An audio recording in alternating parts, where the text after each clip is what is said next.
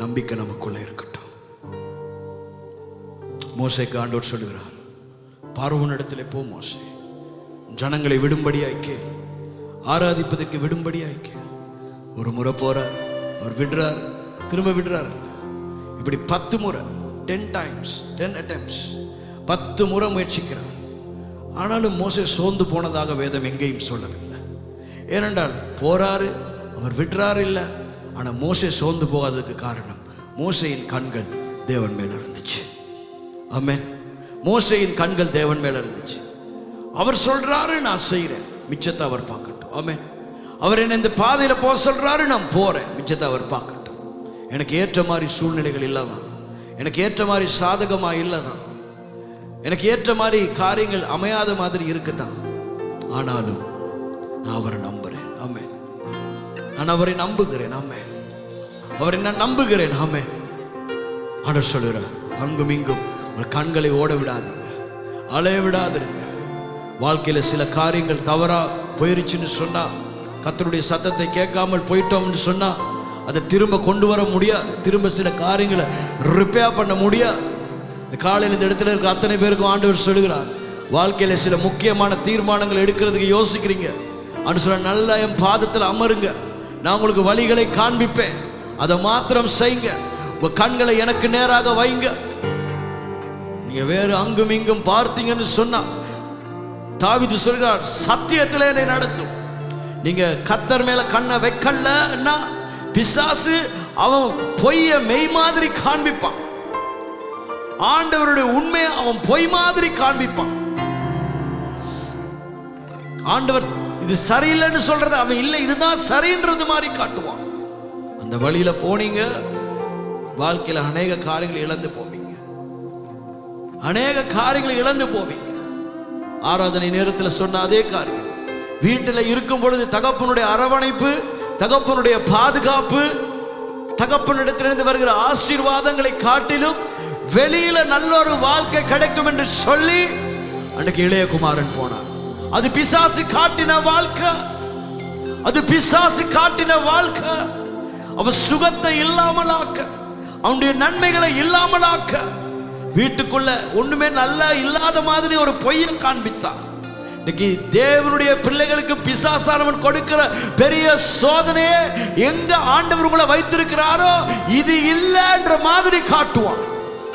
இது இல்ல, இது தப்பு, இது இல்ல உன்னுடைய இடம், இது இல்ல நான் உனக்கு வைத்திருக்கிற ஆசீர்வாதம்னு ஆண்டவர் பேசுறது மாதிரி, ஏவாளோட பேசுறது மாதிரி பிசாசு உங்களோட பேசுவான். வெளியில இழுத்து கொண்டு போவான், கர்த்தருக்கு பிரியமில்லாத இடத்துக்கு கொண்டு போவான்.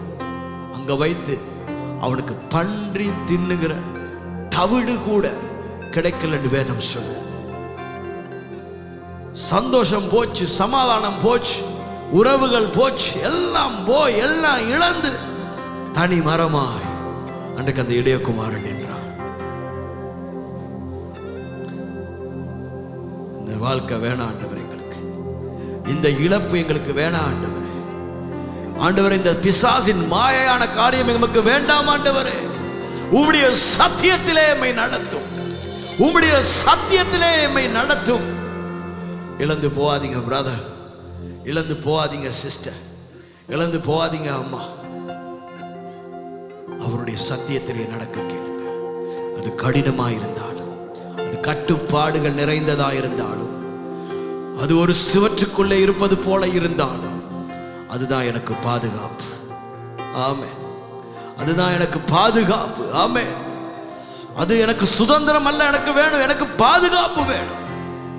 ஒரு பட்டணத்தை சுற்றிலும் மதில்கள் இல்லாவிட்டால் சுதந்திரமா இருக்கிற மாதிரி இருக்கும். ஆனா அந்த சுதந்திரம் எங்களை அழித்து போட்டுரும்.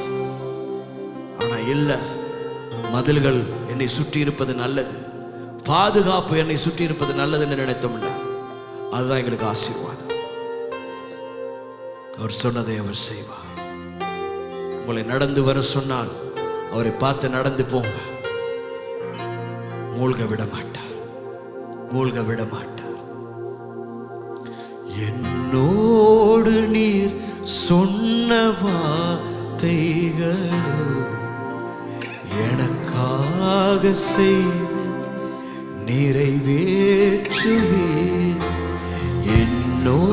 என்னோடு நீர் சொன்ன வார்த்தைகளை எனக்காக செய்து நிறைவேற்று. என்னோடு நீர் சொன்ன வார்த்தைகளை எனக்காக நினைத்து நிறைவேற்றுவீர். என்னோடு நீ சொன்ன வார்த்தைகளை எனக்காக நினைத்து நிறைவேற்றுவீர். நீர் சொல்லியும் செய்யாதிருப்பீரோ, சொன்ன வார்த்தையை மறந்து நீர் போவீரோ. நீர் சொல்லியும் செய்யாதிருப்பீரோ, சொன்ன வார்த்தையை மறந்து நீர் போவீரோ. ஒரு முறை என்னிடம் நீ சொன்னதை குறித்திட்ட காலத்தில் நிறைவே. ஒரு முறை என்னிடம் நீ சொன்னதை குறித்திட்ட காலத்தில் நிறைவேற்றுவீர். நீர் அனுப்பின வார்த்தைகள் ஒரு போதும் வெறுமையாய் உம்மிடம் திரும்பிடாதே.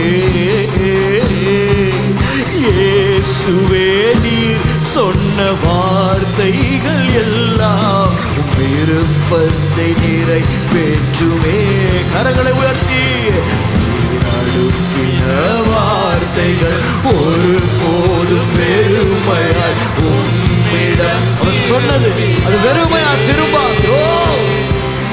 இயேசுவே, நீர் சொன்ன வார்த்தைகள் எல்லாம் விருப்பத்தை நிறைவேற்றுமே. நீர் சொல்லியும் செய்யாதிருப்பீரோ, சொன்ன வார்த்தையை மறந்து போவீரோ. நீர் சொல்லியும் செய்யாதிருப்பீரோ, சொன்ன வார்த்தையை மறந்து போவீரோ. ஒரு முறை என்னிடம் நீர் சொன்னதை குறித்திட்ட காலத்தில் நிறைவேற்றுவி. சொல்லுங்க. ஒரு முறை சொன்னாருன்னா அவர் அதை செய்தே முடிப்பார். உங்களை வாழாக்காமல் தலையாக்குவேன் என்றார். திட்ட காலத்தில் நிறைவேற்றுவே. நீர் பொய் வார்த்தை சொல்லிட மனதும் மாறிட மனிதன் அல்லவே. இயேசுவே, நீர் சொன்ன வார்த்தைகள் எல்லாம் தவறாமல் நிறைவேறுமே. பாருங்க. நீர் பொய் வார்த்தை சொல்லிட மனதும் மாறிட மனிதன் அல்லவே.